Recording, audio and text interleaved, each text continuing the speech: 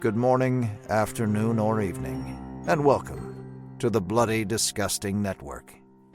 The following show is just horrifying. Beware.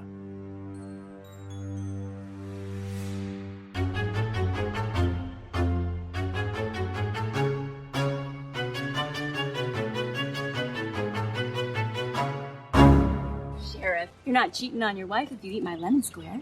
Your lemon squares taste like ass.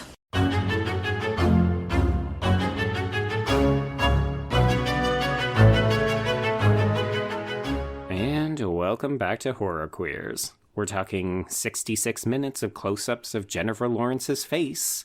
We're talking The Giving Tree. And we're talking Michelle fucking Pfeiffer. And I'm Joe. And I'm Trace, and we are talking God is a Prick, the movie. There's no God, it's just capital H him. Oh my god, come on. it's so... Everyone, we are talking Darren Aronofsky's Mother, exclamation point. Thank you. Mm-hmm. And wow, welcome to this movie that I am really excited to talk about. Yeah, I was reflecting back on the last couple of weeks. We've had some amazing conversations, talked about great films, but they've also been slow and moody and dreadful and ominous. And this was like hitting an accelerator button into sheer absolute chaos. Yes, this is my second time watching this because I did see it in theaters, but I don't even want to say it was better for me. I felt the same, but... I definitely knew what to expect going into this movie the first time. So I very much knew it was a metaphor, there's a lot of biblical allegory, blah, blah, blah, blah. So while the movie made me angry in the sense that I'm like, oh my god, like, what it was trying to make me angry about, like, made me angry. Okay. I imagine there were a lot of people in theaters who didn't know what to expect going in and were just angry that this didn't make any sense.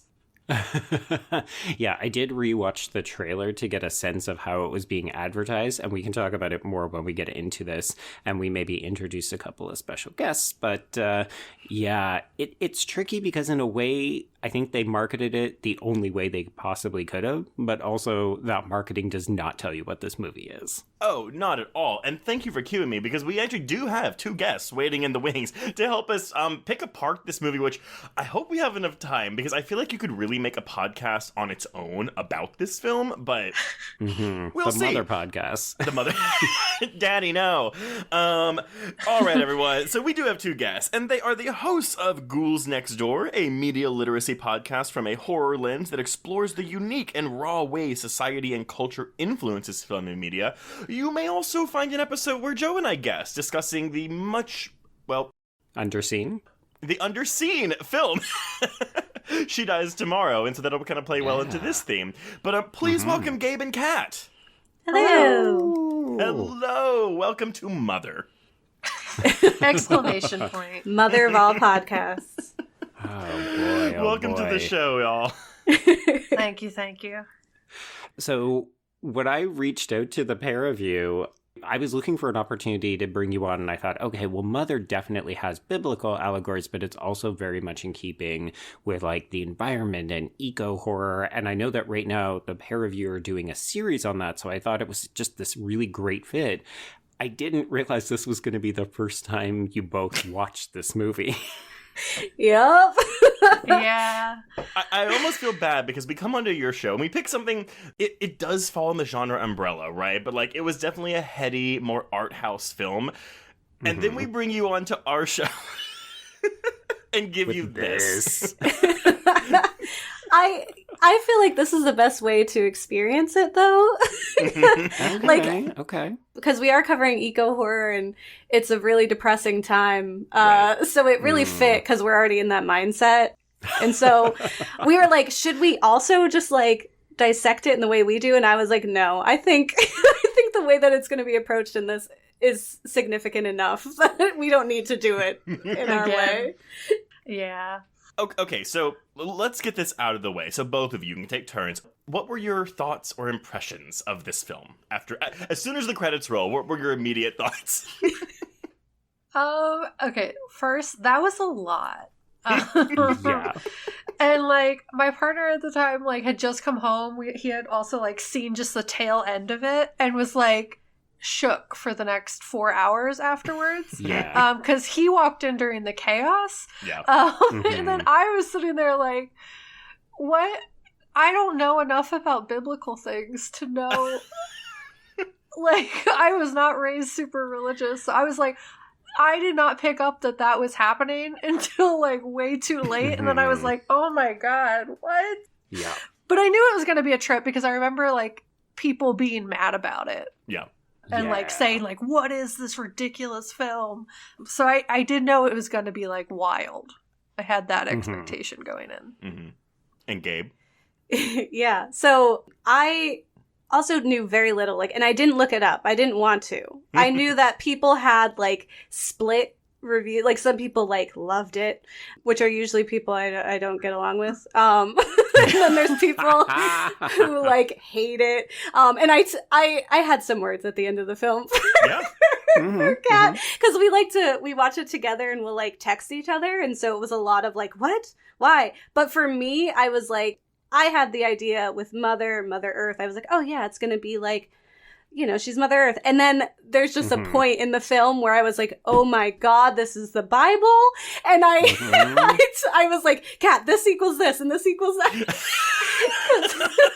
Because I grew up, like, when I was much younger, I was very religious. And I was, like, a sucker for, like, religious allegory in high school. If you handed me a book, like, East of Eden was one of my favorite books. Oh. I was like... I love, that's one of those books, though, where it's a tome. It is a very large book. So when you get it in high school, you're like, oh, fuck this. Like, why do I gotta read this shit? Yeah. But it's actually, like, that is a book that I'm like, I remember the most. Like, that and Rebecca are the two books where I'm like, oh, those are two books I didn't want to read in high school that I just walked out fucking loving. So yes, right with you on that. Yes, and as chonky as it is, I read it twice in high school. I was like, give myself... I love it.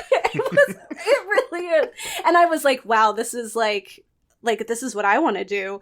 To the point where like all the films that I made in high school were under East Eden Productions. Oh, yeah, super ridiculous. So I was like, as soon as I caught it, like the Cain and Abel situation, I was like, oh my God, I'm texting my mom. I'm going to tell her to watch this movie and ruin her life. It's going to be great. Actually, and it's really interesting because of the...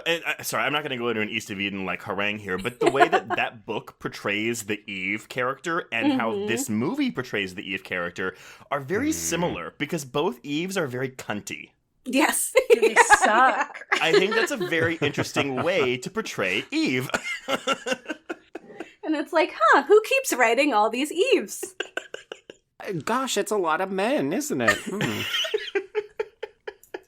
Yeah, I made a joke before we started recording that this is basically a movie that doesn't like women very much, or it's like, did this movie make you mad, or are you a man? and I say that jokingly because obviously a huge part of the film's commentary is just how put upon Jennifer Lawrence's character is. Like, she takes a beating in multiple ways in this movie, and it's very evident what point Aronofsky is trying to get across, and yet it doesn't make it easier to watch Jennifer Lawrence get this shit kicked out of her and get called like a litany of slurs and other things. Like, oh boy. But I will say, and for me personally, like, the easy reading for this film, and the obvious one, is that biblical allegory. There's also, notes of conservationism. We have Mother Earth. But you can read further into it. I do like that this is basically a literal interpretation of certain biblical stories. It made it easier for me to watch. But I can only imagine some people going into this in theaters, like 97-year-old, like, Grandma Maven. And she's like, I'm going to see that new Michelle Pfeiffer, Jennifer Lawrence movie. Yay. Right. Oh, no. But to the point where, because characters are acting not, like, real, well, sometimes not real people in this movie, right? Yeah. And they'll just change the way they behave at the drop of a hat. I can only imagine watching this, taking it at face value, and not seeing those metaphors and the allegory come in, because I imagine that would make for a very frustrating viewing experience. Oh, yeah. I mean, we're going to get to the Cinemascore, and it's reflected. Well, okay, so why don't we start heading there anyway? Because the movie kind of started after Aronofsky had directed 2014's Noah, and I confess I actually have not seen that movie. Despite the fact that Aronofsky was directing it, which I'm like, cool, that's great, I love Aronofsky, it's like, oh, it's Noah's Ark. I don't need to see that again, because I've seen a lot of TV movie versions of that story. Steve Carell, he was Noah once, wasn't he? Oh, God. I mean, if he can, then I've seen them all. You know, there was definitely a mini, like like ABC and CBS, they always do like really all-star TV versions of whatever. Well, there was definitely one of Noah's Ark, and I think it was John Voight playing Noah. But there's that story. I believe it. I'm gonna get names wrong here, but I think it's some town is getting destroyed by fire, and Lot and his wife run away, and God has told them, don't look at the carnage, and the wife does turn away, and then she turns into a pillar of salt. This happens in this miniseries, and it's Carol Kane. Because her whole thing is she like she hates the town so much that she wants to watch it burn, so when she turns around, like one of these comets like flies at her and turns her into a pillar of salt. Oh, wow. I only say this because that image has stuck with me for so long, ever since I was a child, and it terrified me that I didn't want to go see Darren Aronofsky's Noah. Fair. I can say that I have seen it. It is fine. It's a little bit lengthy. That was my big thing. I was just like, all right, we all know where this is going. Wrap it up. Wrap it up. Just flood the earth already. Come on. I mean, I'm not being entirely fair, because it is kind of a revisionist take on the familiar tale, but it's still pretty familiar. I mean, but you are forgetting biblical epic. Epic, yes. Yes. Bring on the Flood is pretty much what I was screaming at the screen the entire time I was watching Mother. So I was like, just flood them already. Wash these fuckers away. Oh my God. Most of our notes to each other are in all caps. I went to like scroll to see like what we said to each other, and like most of it is just us yelling. Well, unlike every character name in this movie, which is lowercase, except for him. Right. Anyway, so after Aronofsky does Noah, he starts to work on a children's film, which to my knowledge has not seen the light of day. During that process, he came up with a new idea, which would become Mother. And again, I'm just kind of like, well, he already did a biblical film. Why is he going into another one? Maybe he was just in that headspace. I don't know.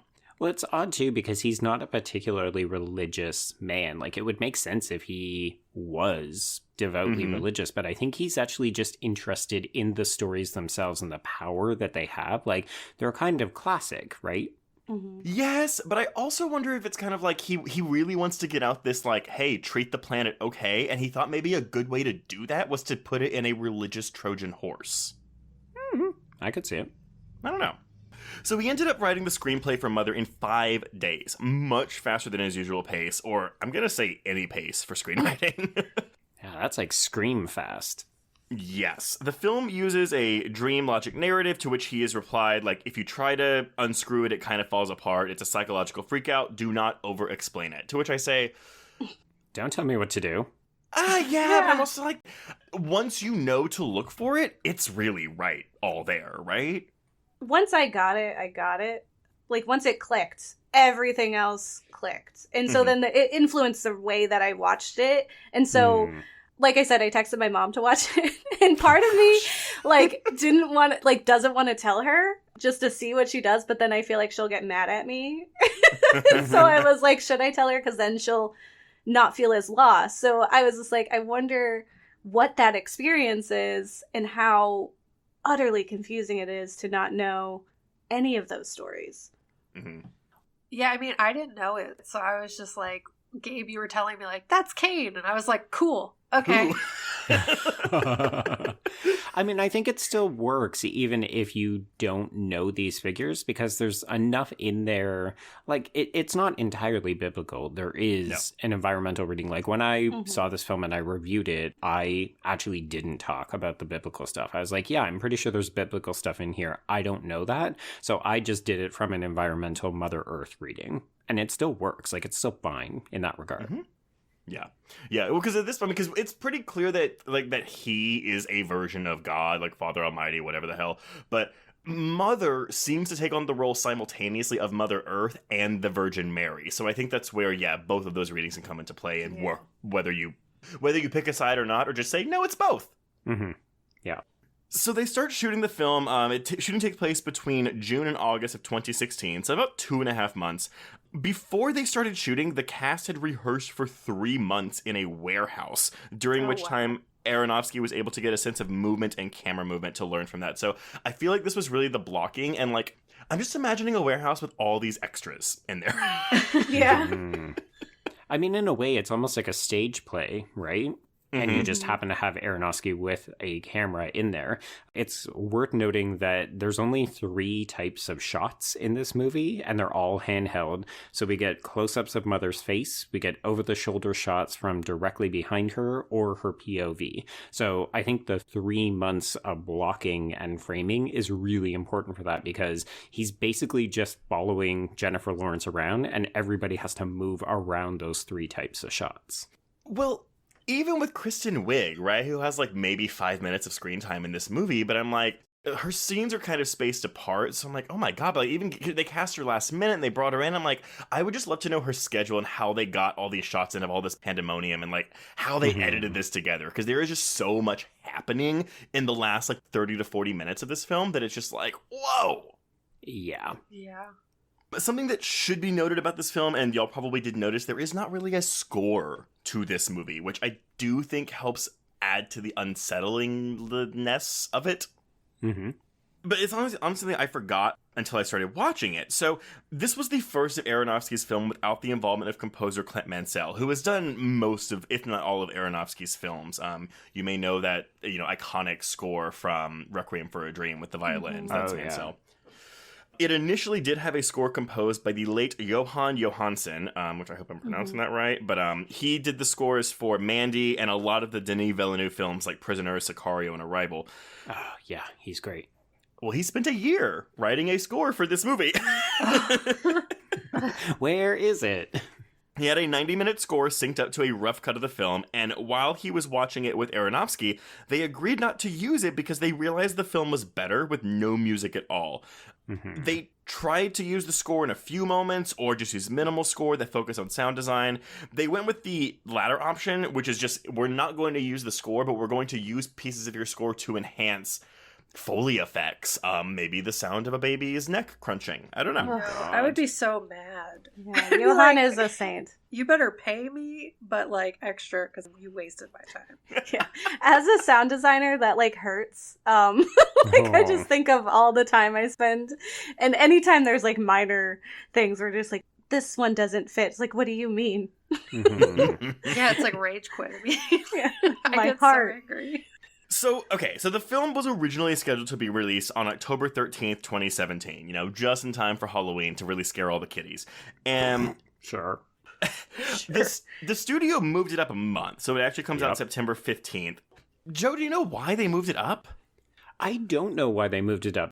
I was at the Toronto International Film Festival premiere, which I think happened shortly after its world premiere in Venice. And it was a big surprise because everybody kind of thought, okay, we're going to write this review and then we'll get to sit on it for like a month and then republish it. And instead, I think I saw the film and had to get it up because it was playing in theaters that Friday. Like all of a sudden, it wasn't very special. Oh, wow. Well, and it did have its world premiere at the Venice International Film Festival, where it received a lot of boos and applause when it screened. And I will say, I've been to film festivals, right? I've never been to one where they boo a movie, and I always find those stories to be very weird. But like, I've never had a weird festival experience, like a screening like that. I mean, I would expect it out of cons, maybe, where you ritualistically get like 15 minute standing ovations and or boos or walkouts. But Trace, I feel like you're cueing me because I do have a story that I would love to share about my screening from TIFF. So I went to a press screening, which means that you don't have general audience members there. It's just members of the industry or working press. So generally, the atmosphere is a little bit different. People are a little more reserved. And in this case, there was a slightly younger member of either the press or of the industry. You never really know. And this person clearly was not interested in the film, which I don't really understand how that happens with a film like Mother. But this gentleman was on his phone for the better part of the back half of the movie, to the point where an older male film critic behind him in my row started to kick his seat and tell him to turn off his motherfucking phone.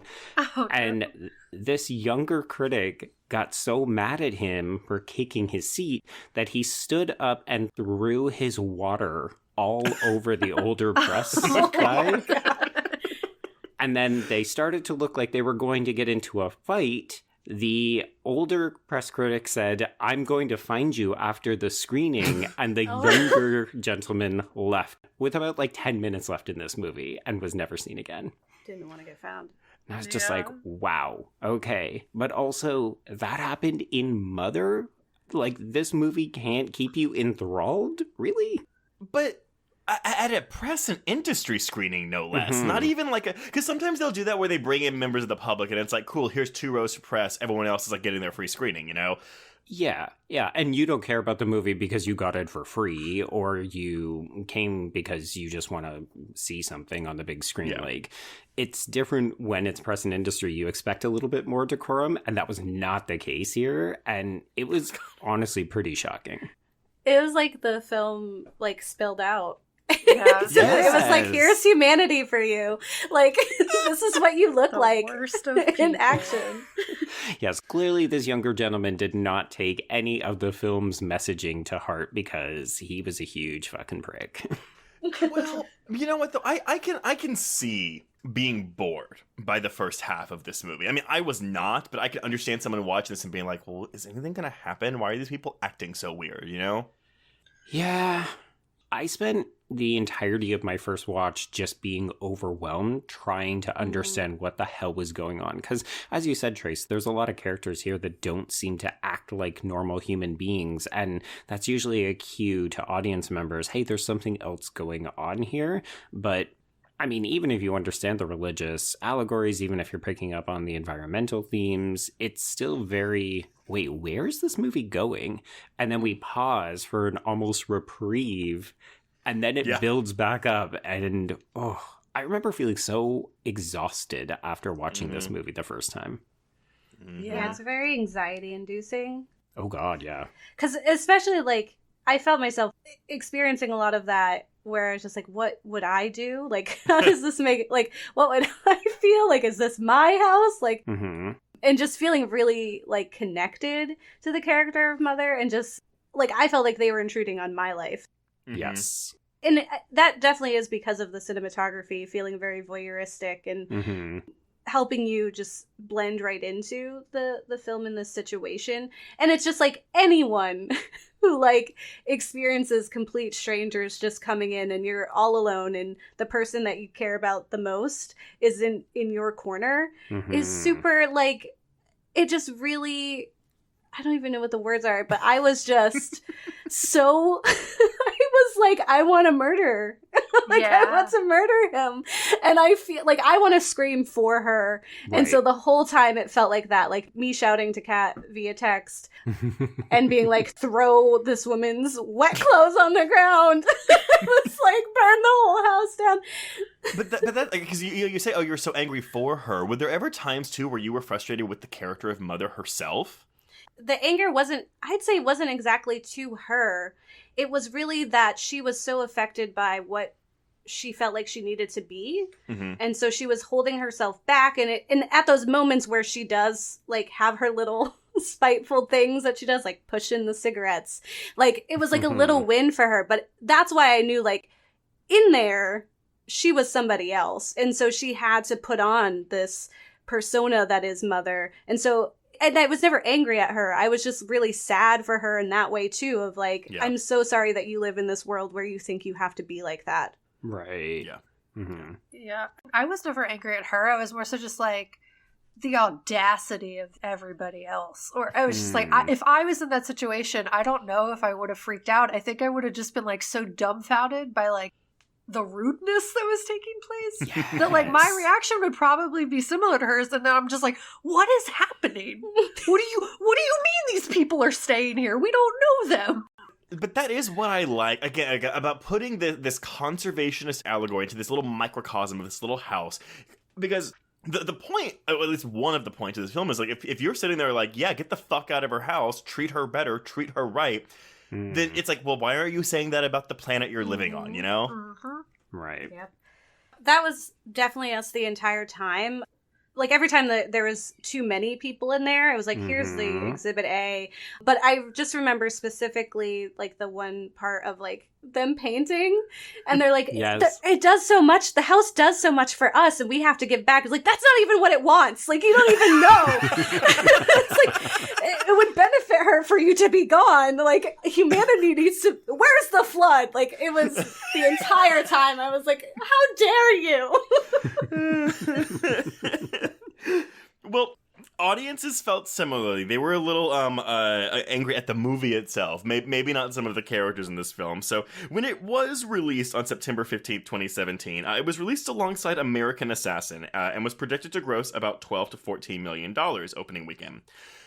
Did not meet either one of those expectations. It opened to just $7.5 million, finishing third at the box office and making it the worst debut for a film in which Jennifer Lawrence had top billing. Deadline attributed the film's underperformance to its controversial narrative, which makes sense, misleading advertisements, which does make sense. Yeah, if you go back and watch the trailer, it definitely makes it look like Ed Harris and Michelle Pfeiffer are threatening figures that are sneaking their way into this house. So even when you recognize what some of the scenes in the trailer are from, you know, the back half of the film when the whole house has been invaded by strangers, it doesn't really come across that way. So it looks more like a home invasion, almost slasher kind of film. Yeah, it's like the No Man's Sky of movies. Well, that's the thing. Like, what genre? I mean, we're doing this on a horror podcast, obviously, but what genre would you classify this under? If you watch the end of that film, it is 100% horror. Right? There's no part of that is not horrific. Oh yeah, by the way, everyone, content warning for infanticide and cannibalism. Yes. Oh. Yeah. As soon as she said she was pregnant, I was like, oh no. Oh yeah. I was like, oh no. Especially when you're like, oh, Bible, oh shit, communion, oh fuck. Yes. Yeah, I was like, eat of his body, Cat. Eat of his body. And Kat and I are just like, we don't get it. What's about to happen? I cackled when she woke up and said, I'm pregnant. I was like, what? Oh shit. It was the one time. What do you mean? But that's the thing, right? I mean, there are so many bizarre things. Even Michelle Pfeiffer, who it's like she's super, super nice and approachable one scene, and literally like 30 seconds later, she's just a horrible bitch. Absolutely. So the final thing that they attributed the poor box office to was also the F Cinemascore. As of April 2020, it is one of only 22 films to receive such a rating. And Joe, this is actually the fourth film with an F Cinemascore that we've covered on this podcast. Yeah, we love quote unquote trash. The other three, by the way, would be on the main feed, I Know Who Killed Me, and the remake of The Wicker Man, and over on the Patreon feed, the 2020 The Grudge. I've only seen one of those films you listed. Wait, which one have you seen? The Grudge. I have only seen one as well, but it wasn't that one. It's The Wicker Man, wasn't it? It was The Wicker Man, yeah. Ooh, y'all need to go watch I Know Who Killed Me right now. I'm writing it down. Yeah. It's Lindsay Lohan. Oh, I saw previews for that. I love that. In its second weekend, the film dropped 56% to $3.3 million, finishing sixth at the box office. So it goes on to gross, and $17.8 million in the US and Canada, and $26.7 overseas for a worldwide gross of $44.5 million against a budget of $30 million. So, Joe, I'm going to say this falls in the underseen of our underseen or underrated theme, right?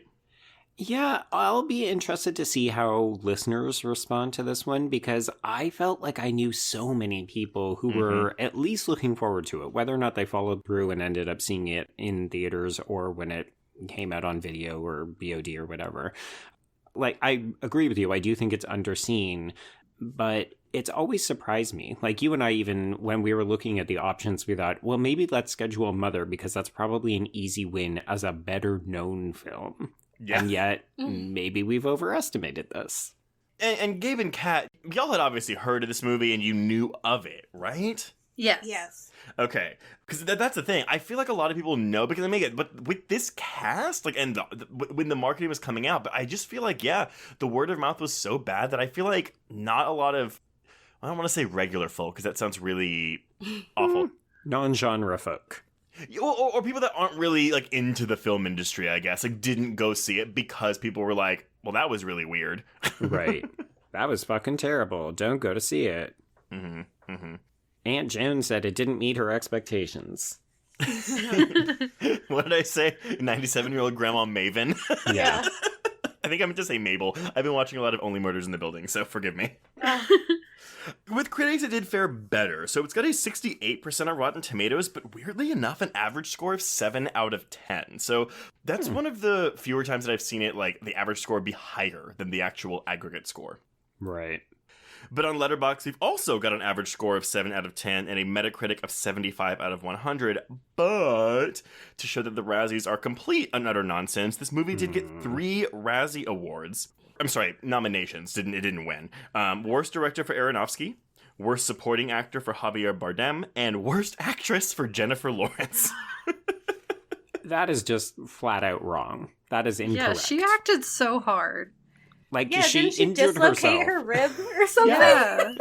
Like, acting so hard she injured herself. Yeah, the acting for her was perfectly fine. Javier was, like, barely there. I was disappointed by that. So I would say that. What this is it is them seeing the F Cinemascore and being like, oh, cool, audiences will like people know that this movie is terrible even if they haven't seen it, so let's nominate it to raise our publicity. Like, that is 100% what that move was from the Razzies. Because it's Jennifer Lawrence, so even if it's not a bad movie, if it gets remotely negative reviews, they can say, oh, well, this is an opportunity to have an A-list star nominated for our award.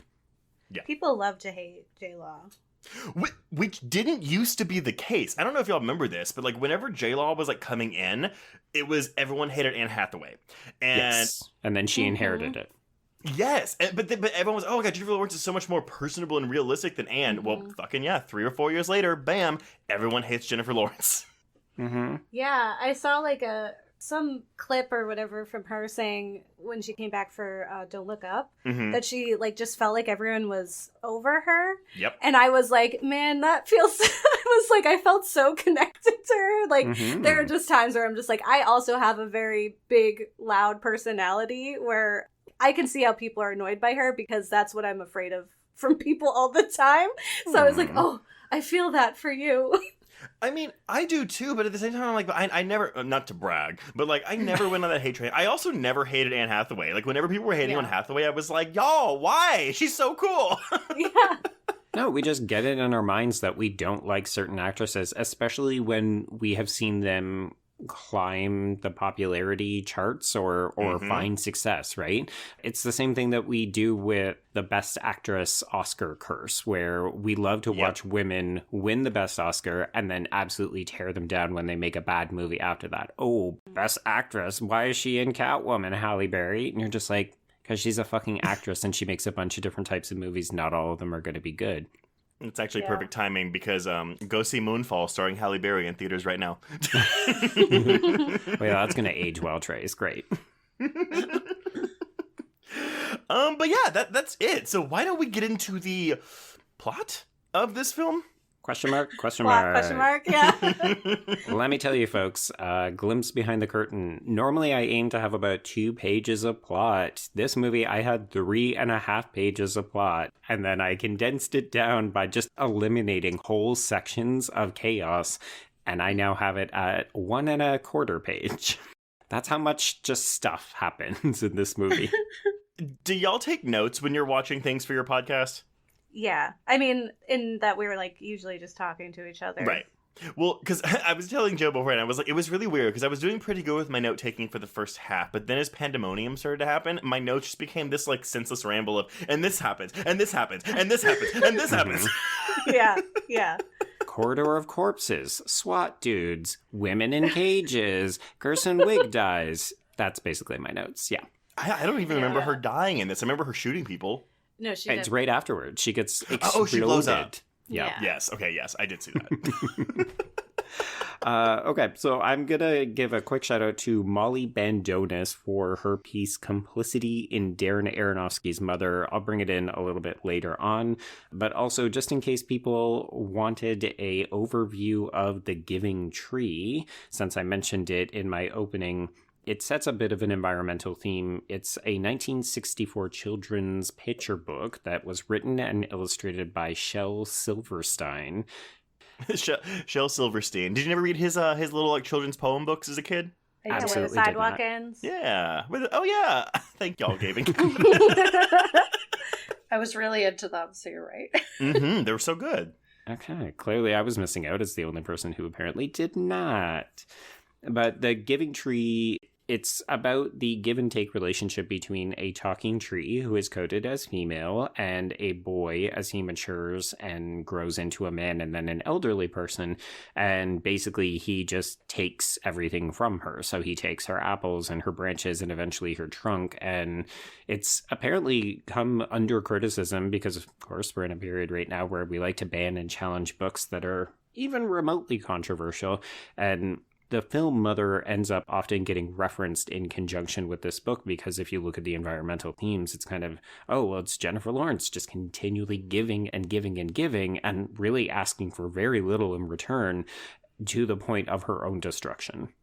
It's really funny that you bring up, sorry, this is relevant, I promise, but I always thought for years, because when I was in Bible school as a kid, there was a children's book we read, and it was about a tree, and it was like a lonely tree who was like there were trees around him, and, you know, carpenters were coming and cutting them down and taking them, and he was like, oh my god, like, when am I going to get to do something for humankind, blah, blah, blah, what am I going to get to do? And the ending of the story is that they eventually take it to become the crucifix that Jesus Christ is crucified on. So it's like, oh my god, how beautiful. This really happy children's Bible story. Maybe the trees don't want to be sacrificed. It's gonna murder him. But for years, I thought the Giving Tree was that story. So which granted, the Giving Tree also has a sad ending, right? But I always thought they were the same thing. I was like, that's the one where the tree becomes the crucifix that Christ dies on, right? Oh boy. It's just it's the give a mouse a cookie. It's the fish that gave away its scales. Yeah. It's pretty common. It's like don't share for children is the motto. Well, or learn to ask for only a little bit or maybe give. Like, there's a lack of reciprocity in a lot of these stories, right? It's take, and then eventually you will kill the thing that you're just taking from. Well, that's the thing. The tree and mother need to say, fuck off. Yeah, which is why we get so much pleasure from some of her little acts of passive aggressiveness, like hiding man's cigarette lighter or throwing the wet laundry that woman leaves out and being like, fuck you, I don't care about this shit anymore. It's just not enough, right? Oh, I mean, we'll get to it, but the get the fuck out of my house is possibly like... Oh, yeah. It's so cathartic. So satisfying. Yes. Yeah. And I think that actually, like, this whole conversation of, like, you know, their take. And I don't think it even is, like, that the moral is that the tree needs to tell them to fuck off. I think it's that people need to stop taking. Yeah, like, stop fucking taking. Right? Yeah, entitlement is a word that's come up a lot in retrospective reviews of this film particularly, right? I don't know that we even had the same kind of language in 2017 about, like, male entitlement and the creative process. Like, people were definitely throwing around the word muse and that kind of stuff. And, I mean, we can also talk about this as not creator capital C as in God, but really just the way that male creatives end up using and abusing their female muses. And obviously, yes, we can talk about the irony of Aronofsky dating a much younger woman in real life because, of course, he and Jennifer Lawrence hooked up after the shooting of this film. And then they broke up because apparently he could not get over its commercial and creative failure? Question mark? Well, and I mean, like, the names that come to mind when you think about that are really, I mean, it's the obvious ones, right? It's like Roman Polanski, it's Woody Allen, the ones that are more toxic than others. Right, yeah. So I guess one final piece that I'll reference before we dive into this, I know, bear with me. It's important to mention that there was something called Celebgate in 2014. It's when a number of actresses had private, sexually suggestive photos, nudes. And Jennifer Lawrence was one of those, and a lot of people have honed in on her response to this, which was that she would have rather had her house invaded rather than have this privacy of having her private photos leaked to the public. And a lot of people said, oh, it's kind of interesting / ironic that she ends up making a literal movie of that thing 3 years later.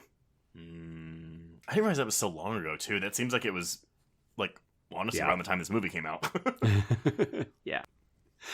All right, so this movie begins with a very brief glimpse of a woman on fire, and then we get the title card. So, I had yay. totally forgotten the movie began this way, because you can tell immediately it's a different woman, too.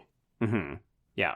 It reminds me of a criticism that I have of a lot of films that begin with in medias res, where you're kind of telling the story in the middle, but I guess this is so cyclical that it's actually pretty easy to forget that the movie opens this way until you get to the end and realize, oh shit, we have done this all before.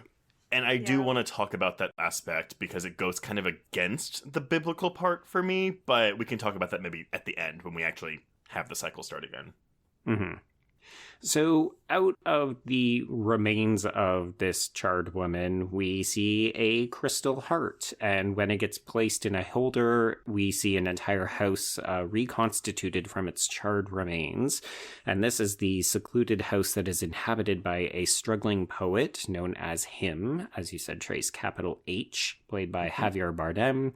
And he also has a much younger wife, mother, small m, played by Jennifer Lawrence, and she has been doing all the renovations to get this house up to paradise level code as he struggles with his writer's block.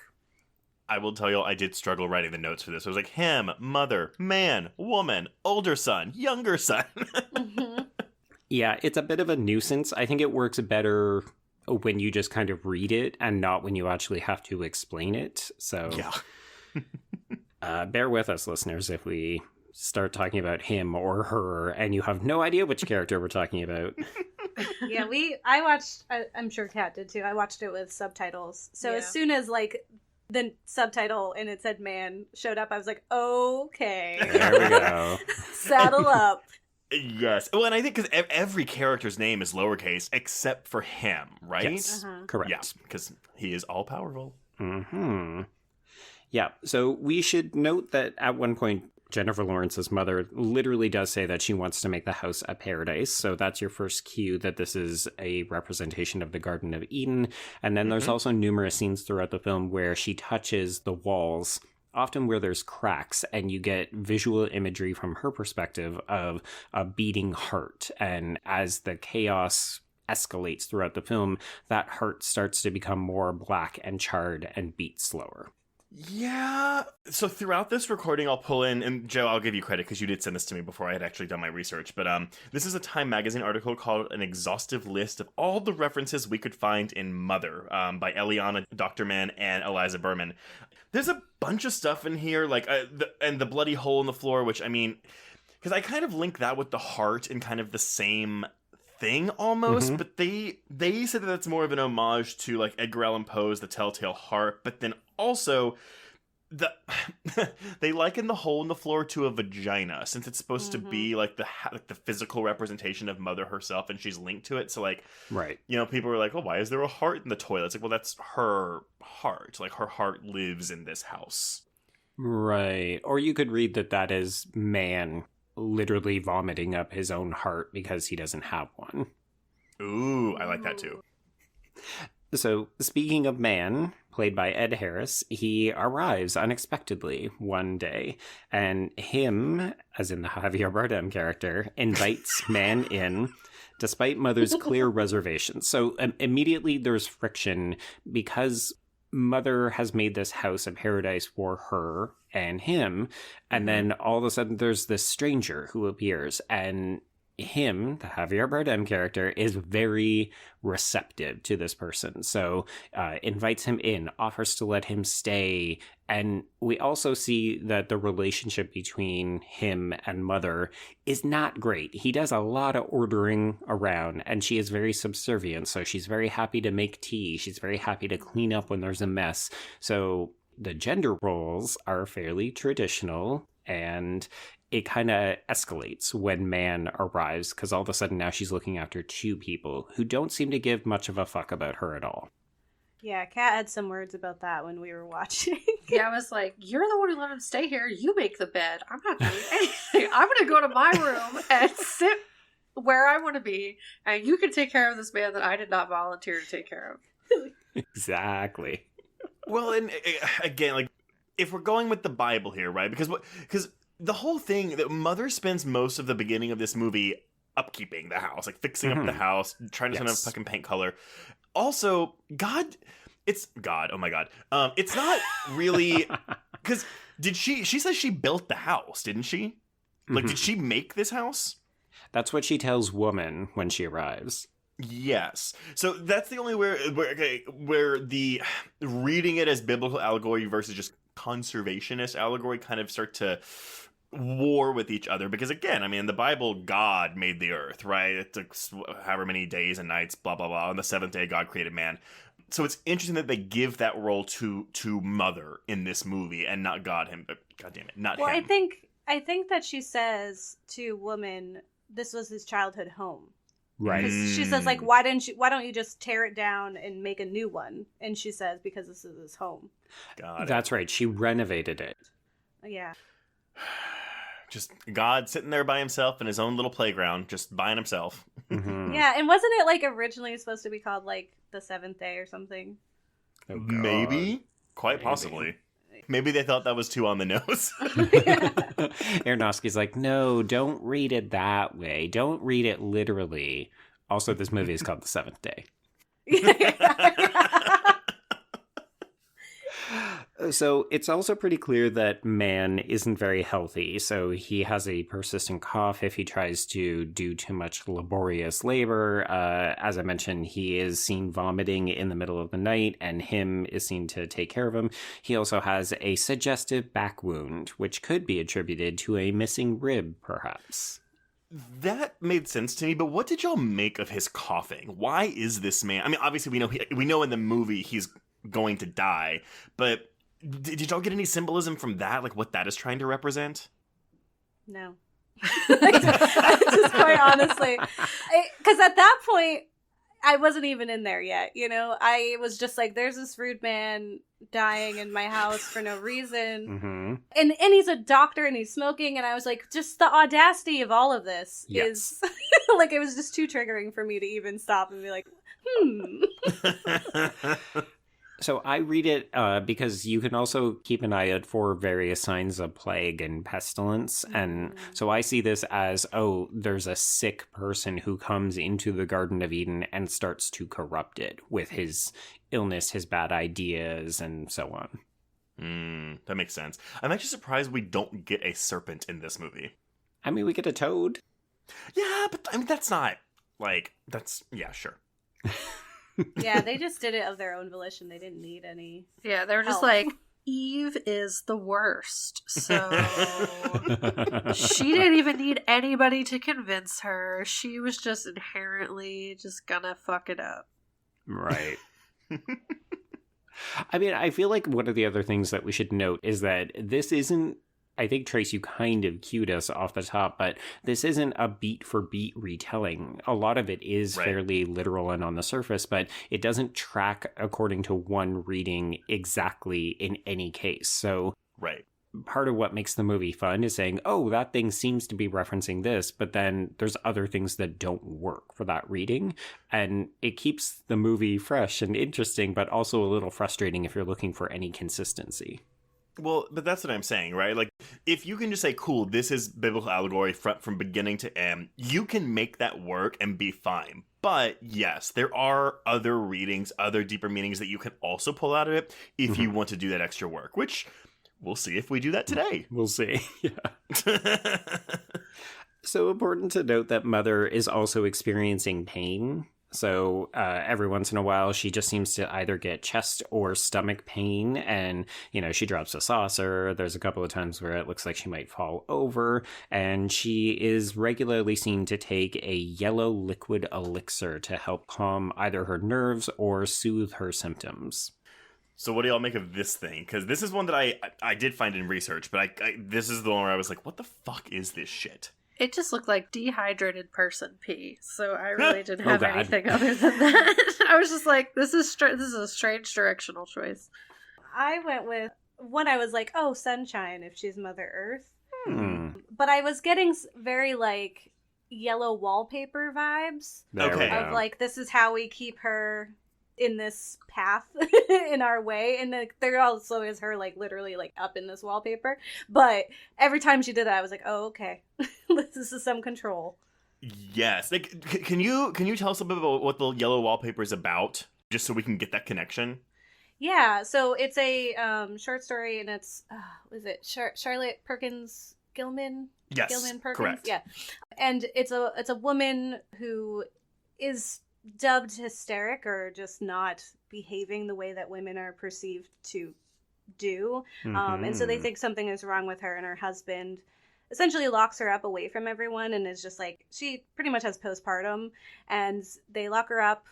This is like me remembering from high school. Yeah. And she's like slowly just descending into chaos all alone by herself up there, to the point where she's like hearing things and experiencing things, and kind of becomes into this wallpaper, which is just also like, you're trying to just morph into what they want you to be so you can escape.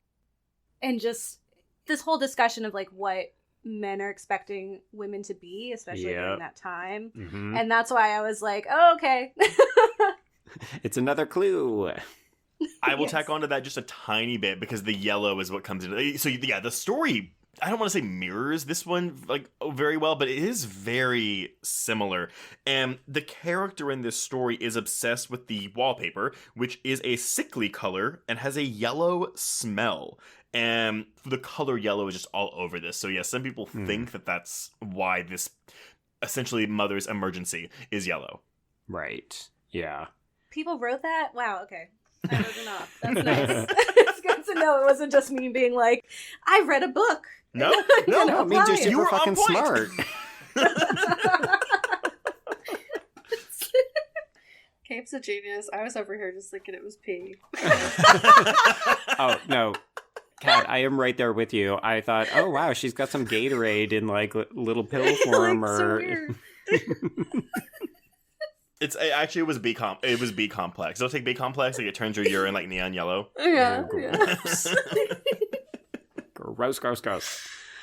So one morning, Woman shows up, and Woman is played by Michelle Pfeiffer. She's looking absolutely fucking great, and I think she was actually the main reason why I was so excited for this movie, because it was, as we mentioned, billed as a horror film, and there's Michelle Pfeiffer acting her ass off, and this is such a fun role for her, because she really is pretty fucking nasty.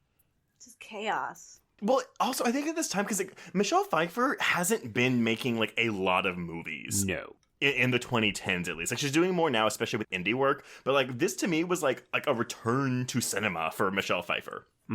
And yeah, it is. Again, it's hard to remember that like a man and woman leave this movie at the hour mark. Like they're gone. But like, god damn, does she make an impression in this role? Yeah, I think Ed Harris is fine. I like Ed Harris a lot, but this also feels like a fairly comfortable role for him. He's doing what he needs to do. It's working. Michelle Pfeiffer comes in and she's revelatory. And yes, this is obviously the gay in me talking, but she shows up. She's a tour de force in a tour de force movie, and I really think that she brings the energy level up into this like end of first act into the middle part of the film. So Woman is quite blunt, and she's also relatively inquisitive. She likes to aggressively make out with man. So her introduction is basically, hi, I'm here. And then she and Ed Harris are making out on this front porch. Yeah. She's here to fuck.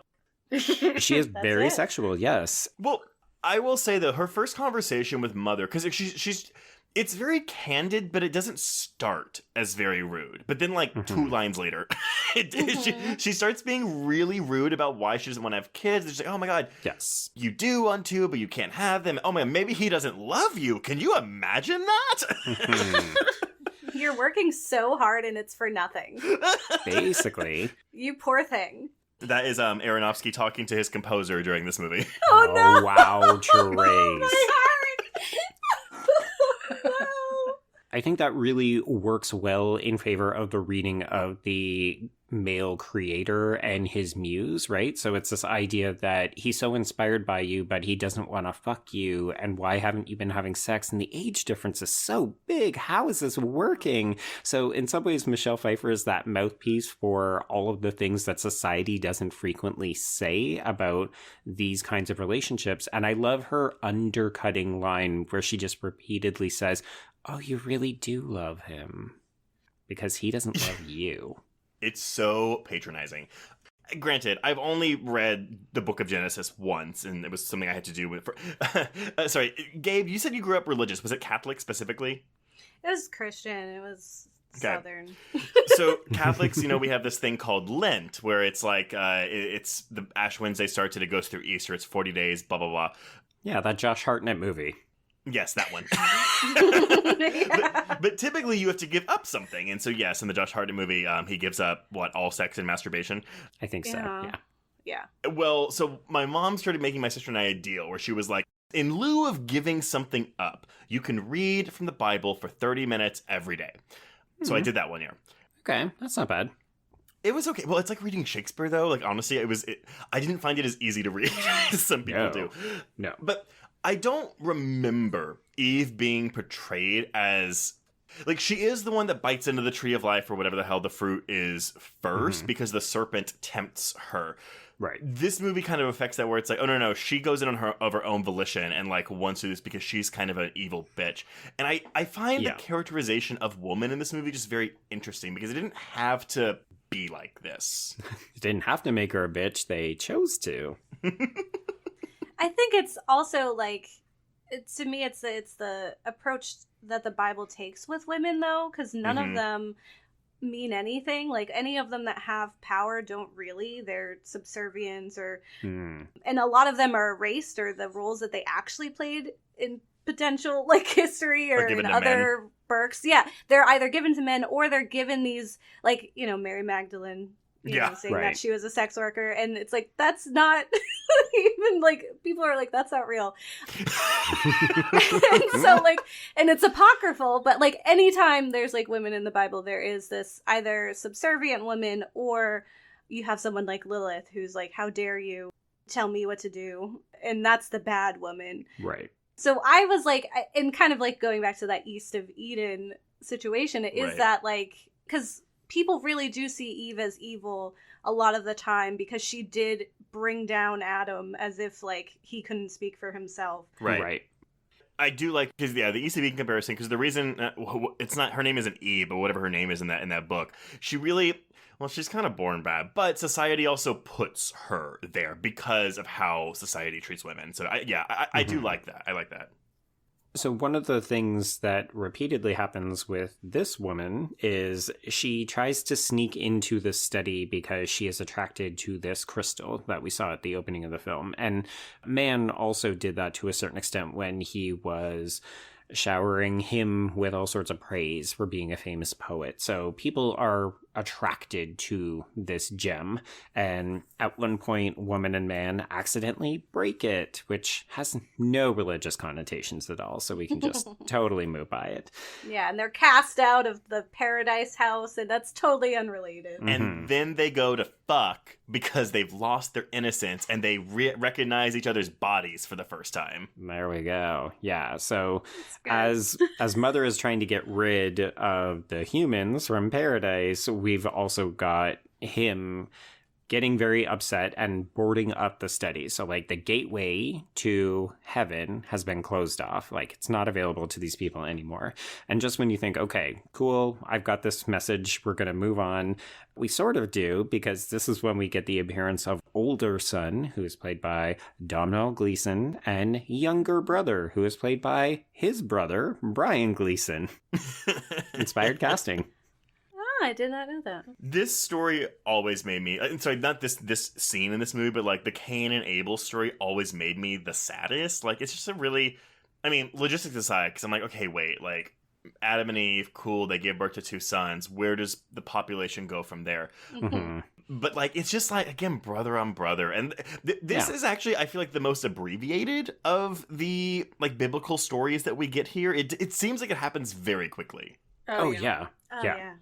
And this is where it all made sense to me. And it, like, I just wanted to read my reaction to Kat was just like, oh my god, that's some Cain and Abel shit. She is Mother Earth. Then Adam and Eve just showed up toxic as shit with their toxic ass kids. And I was like, and one of them is killing the other. That's it. And she was like, oh, okay. And then I just lost. I was like on my conspiracy theory. Like I had the red thread and she's like, they did call it paradise. And I was like, oh my god, it all connects. I also want to point out too, because I didn't know this, in some interpretations of the Bible, the fruit that, because it's normally an apple, like that's normally how it's portrayed. In some versions of the Bible, it's either an etrog or a citron, which is a lemon-like fruit, which is why a woman is making alcoholic lemonade in this movie. I thought she just like Smirnoff Ice, yeah. Well, and that was like, the constant clinking of the ice and the glass every time she moved. Ugh, it just put me on edge. Yeah. Oh, yeah. This is where the anxiety really starts to ratchet up as well, because we think we're getting rid of these characters and then their sons appear. And then you're absolutely right, Gabe. It just immediately goes into violence where they're fighting, they're scuffling, and then one is getting bludgeoned. His blood gets sprayed onto Mother's face and she's just stunned. And there's a pool of blood. And all of a sudden they're out the door and she's crying and left by herself. It all happens so quickly. Yeah. Yeah. Which is maybe the only time that we're going to say that in this entire movie, because everything else is just super slow. What really hit me, like, immediately after that happens, though, is she, like, begs him to stay. Yes. And, like, I get it, someone's dying, but, like, she begs him, like, very, like, viscerally freaking out, and he's just like, no, I'm going to take care of these people. Well, even going back to, like, a man and woman's, like, reaction when they break this crystal. I'm sorry, we're all in, like, the same general area here, but, like, because they're really upset, and they're like, oh my god, we're so sorry. And then, not 60 seconds later, like, they're fucking. Mother gives them kind of, like, what the fuck? And then woman is just like, we said we were sorry. And yes. I love how that, but again, that mirrors. I mean, like, you fuck up something in the grass. You're like, oh shit, that really sucks. But then you forget about it because it means nothing to you in the long run. Just like this study means nothing to man and woman in the long run. Well, I also find man and woman are really painted like children, right? I think it comes through a lot more in Woman, the Michelle Pfeiffer character. She's so petulant and just kind of dismissive. It really reminds me of the way a child reacts when you scold them. Like, I said I was sorry. Okay, can I play now? But Adam and Eve are very much like that too, because it's that loss of innocence biting into the fruit, like literally disobeying the only rule God had for them, that makes them lose that innocence. And yeah, when they see each other, when they realize that they're naked for the first time, it's the same feeling as like two kids playing doctor with each other. So Mother is now by herself, and this is where we see the appearance of the blood stain. So she wipes away most of the blood, but there's a bit that she can't get rid of, and it seems to be malleable. She can actually stick her fingers in, and yes, we can do a little bit of sexy imagery here if we wanted to. But what eventually comes out of it is that she finds a hidden room that's been barricaded up in the basement, and it leads to a giant boiler that's filled with oil. And yes, folks who want to play the religious reading game, there is a frog that hops out from behind this locked room, and that could be seen as one of the 10 infamous plagues. So I was thinking that too. That's right. And when I first saw this, I was like, oh shit, we're going to get some plagues in this shit. Don't. Not really, no. It could also be seen as a reference to Dante's The Divine Comedy. Because the frog might invoke a fable in which it represents demons, which I guess is something from the Divine Comedy. So that's also something. I didn't realize that frogs had such a devilish little history. I didn't even remember the frog. It's a blink and you miss it. Like she tears down the wall and this frog hops by and it's kind of like, peace out, thanks mom, see you later. Yeah, so she ends up coming upstairs and the older son is there, but only briefly, and him returns to comfort Mother as she cries. So, yeah, we get a bit of a reprieve, like a breathing moment as he takes a quick nap and she's like, awesome, I'm just going to start to clean up a little bit. And then all of a sudden she starts to hear noises and people are back. But it feels like for her, only a couple of minutes have passed, but everyone's reacting as though days have passed. So we get the family back. They are dressed in their funeral garb. We've got a bunch of friends and family who have accompanied them. So the house is starting to fill up with people. She is dressed like she's going to bed, Mother is, and him is nowhere to be found. All of a sudden, he's down in the kitchen. He's delivering speeches about life and death. All of these people are eating it up, and Mother has no fucking clue what is going on. But then they ask her, why don't you say something, Mother? It's so awkward. She was just like, I really want y'all to leave, but I can't say that because this is a funeral, so... And she tries to get an olive branch, right? Like, she tells Woman, I'm so sorry for your loss. But then what does Woman do? She just brushes that shit off. Like, are you sorry? Are you? And also, why are you underdressed? Yeah, Kat said she taught her shame. Wow. Yes, I did say that. See, and I was just taking it as, like, I don't know, like someone talking to the earth. Like, why don't you look better, but not doing anything to contribute to the earth's, like, look. But I like that reading better. Mm-hmm.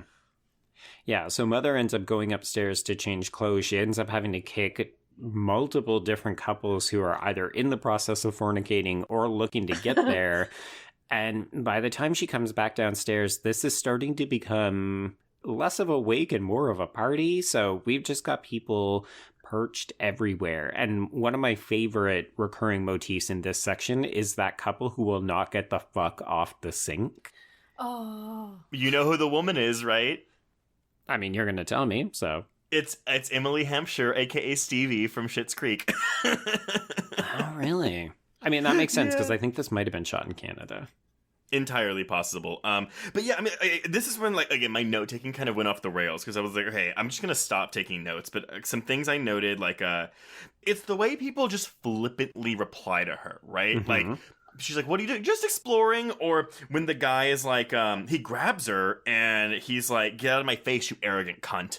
And it's just all this stuff where it's just people treating her, their host, I'm sorry, the host's wife, I guess, in their eyes, as less than. I also wanted to go back a tiny bit if y'all want to discuss it, but like before Woman tells her, why don't you put on something decent? She tells her, you cannot understand if you don't have a child. And I know Joe doesn't, but does anyone here have kids? No. No. I have cats. So close. Almost the same. Yeah. And have y'all ever had someone say something like that to you, specifically about kids and you not having them? Oh, yeah. I used to work in schools, so Oh. all the time. Yeah. Especially if you were, like, telling them something negative. And they'd be like, well, do you have kids? And I'd be like, no. I know what you're going to say after this is going to be not productive to what I'm trying to fix, but okay. Exactly. But yes. No offense to anyone with kids. Obviously, I know not everyone is like that, but that is definitely because my husband and I never plan on having kids, and we really thought that being gay, that would be the one question we could avoid as we got older. But Nope. We still get those people that are like, oh, do y'all want kids? No. Oh my god, why not? And it's like, well, It's like, have you seen Outside? also, it's really hard for two gays to have kids. Even if we wanted them, it's just a hassle. Yeah. But I don't know. I think it's interesting. If we're just stripping the movie down to its basic, like, gender roles, that's always something that comes to women who don't want kids. Which, I mean, I know in this movie we know she wants kids, but the way that people look down on women who do not want children. Or, like, don't let you not have children. Like, the amount... I remember, like, I changed my mind, and I'm still mad at the doctor who told me I would, and I was like, I'm not, so... But I wanted to get my tubes tied when I was, like, in my early 20s, and they were like, I really don't feel comfortable doing that because, like, you're young, and you're going to change your mind. And at the time, I was very certain I would never change my mind, and if I did not fall in love, I wouldn't have. So, like, it's just, like, it's very real that that's something that actively happens where you're, like, just kind of, like, in many ways, forced to conceive children, even if you do not want to, and you're very firm on that. I was just going to say the other thing is that the onus is all on the woman Mhm. too, because in this it's like, you don't have kids, and it's never like, what's his deal? Like, Right. except for like the one question of like, he doesn't want them, but he's been kind of pushing that the whole time. But that's just like historical, is like, it's the woman's fault that the kids aren't here yet, or they don't look the way we want them to, as if it does not take two. Or the inverse, which is that, oh, how come you have kids? Oh, well, it's her fault. Mm-hmm. In every scenario when women ask her, it's either, oh, your body is incapable, or, oh, you're not doing enough to make him want to fuck you. So it's never him. It's always on her. Mm-hmm. Yeah. Mm-hmm. As we said, this movie's not particularly kind to women. Well, okay, I'm sorry. One more question. So would y'all call this movie misogynistic? There's not a right or wrong answer. I'm just curious. I mean, like, the tone is there. I don't think that was the intention necessarily, Mm-hmm. but I definitely could see how it comes off that way.